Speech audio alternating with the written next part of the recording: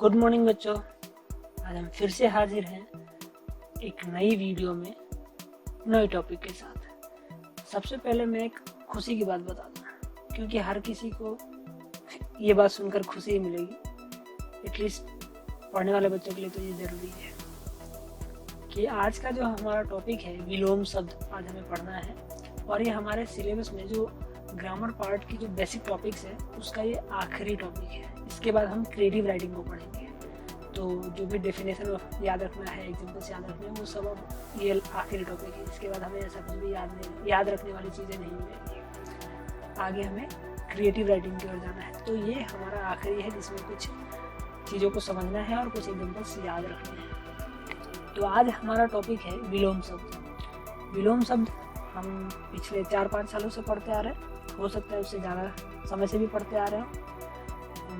5, 6, 7, 8 ये 4 सालों में तो कन्फर्म हमने पढ़ा है विलोम शब्द किसे कहते हैं, और विलोम शब्द के एग्जाम्पल्स लिखना, और ये हर बार एग्जाम्स में पूछे जाते हैं। तो ये बहुत बेसिक टॉपिक है पर्यायवाची शब्द की तरह। जैसा हमने पर्यायवाची शब्द पहले पढ़ रखा है वैसे ही विलोम शब्द भी पढ़ रखा है, तो इसमें हमें ज़्यादा समय नहीं लगेगा इसको समझने में और समझाने में। तो चलिए शुरू करते हैं। तो सबसे पहले आता है हमारे मन में विलोम शब्द। विलोम का अर्थ होता है उल्टा, ऑपोजिट। तो आप समझ सकते हैं कि विलोम शब्द में क्या है। विलोम शब्द का अर्थ ये है उल्टा अर्थ देने वाला शब्द। अगर आप कहते हैं दिन, तो इसका अगर उल्टा जो शब्द होगा वही होगा विलोम शब्द। तो दिन का उल्टा सबको पता है, रात होता है। ये बहुत बेसिक सी टॉपिक है, फिर भी हम इसको कवर करते हैं कि क्या क्या है इसमें। जब कोई शब्द किसी शब्द का उल्टा या विपरीत अर्थ देता है तो वह शब्द विलोम शब्द कहलाता है। तो जैसे पहला है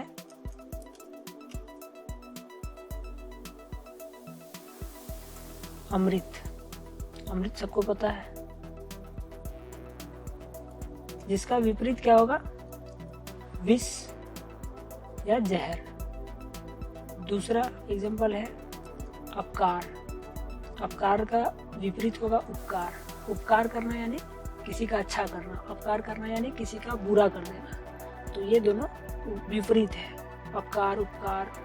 तो इसका ध्यान देना है। ज़्यादा लिखने में अंतर नहीं है, सुनने में भी ज़्यादा अंतर नहीं है, लेकिन अर्थ बहुत अलग है। दोनों एक दूसरे के उल्टे हो जाएंगे। अगला एग्जाम्पल है आदर, रेस्पेक्ट, और इसका विपरीत हो जाता है अनादर, डिसरेस्पेक्ट। फिर अगला एग्जाम्पल है अल्पज्ञ। अल्पज्ञ यानी थोड़ा सा जानने वाला, कम जानने वाला। अल्प यानी कम, अज्ञ यानी ज्ञानी। तो कम ज्ञानी जो होता है उसको अल्पज्ञ कहते हैं। इसका विपरीत होगा बहुज्ञ यानी बहुत जानने वाला। अगला एग्जाम्पल है अज्ञ यानी ज्ञानी व्यक्ति, जो बहुत जानता है, जो ज्ञान जिसके पास बहुत सारा है।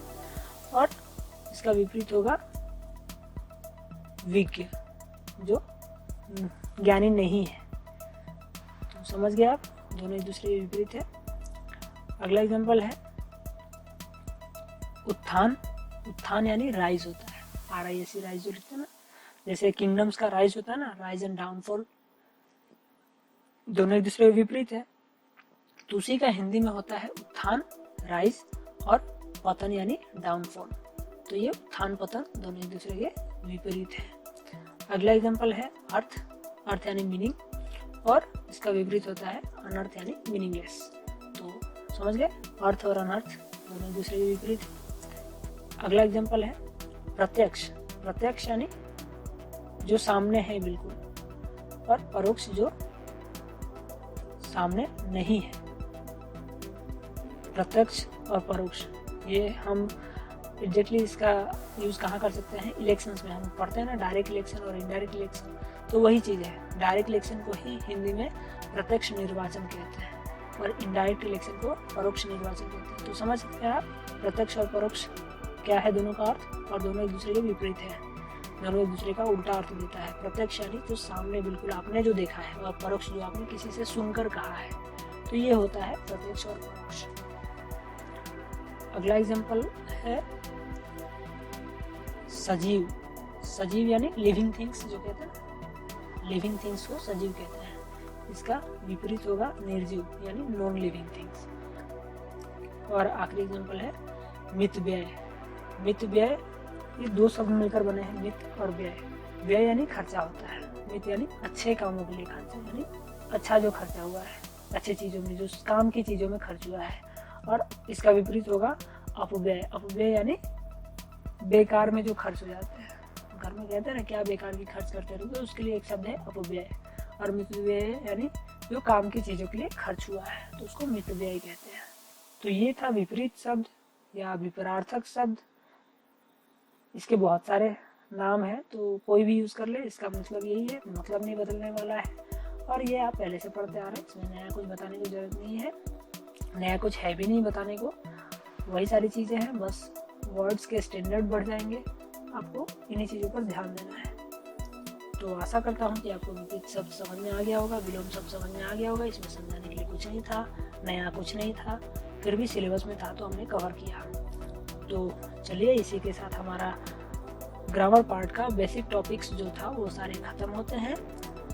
हमने ग्रामर पार्ट का ऑलमोस्ट आधा सेक्शन खत्म कर दिया। अब हम आगे बढ़ेंगे क्रिएटिव सेक्शन की ओर, जिसमें हम आगे चर्चा करेंगे दूसरी वीडियो में। तो आशा करता हूँ कि अब तक मैंने जो भी समझाया ग्रामर पार्ट्स में, वो सारी चीज़ें समझ में आई होंगी। और इन चीज़ों को याद रखना बहुत ज़रूरी है, तो आप इसे एक बार नहीं बल्कि बार बार पढ़िए। याद करने की, रटने की कोशिश मत करिए, बल्कि समझने की कोशिश करिए। आप ऐसा कीजिए कि आप इसको दिन में रोज़ थोड़ा थोड़ा टाइम निकालकर एक एक टॉपिक को कवर किया कीजिए। अगर आपको टाइम न मिले तो बस वीडियोस को ऑन करके एक बार सुन लिया कीजिए, तो आपको ये चीज़ें सुनते सुनते याद हो जाएंगी ऑलमोस्ट। और जब आप कभी भी एक बार पढ़ लेंगे तो आपको ये सारी चीज़ें वापस याद आ जाएंगी। तो इस वीडियो में इतना ही रखते हैं, और आगे हमें अब एक दूसरे सेक्शन को शुरू करना है, तो आप उसके लिए प्रिपेयर होकर आइएगा। तो मिलते हैं हम अगली वीडियो में क्रिएटिव सेक्शन के साथ। तब तक के लिए धन्यवाद।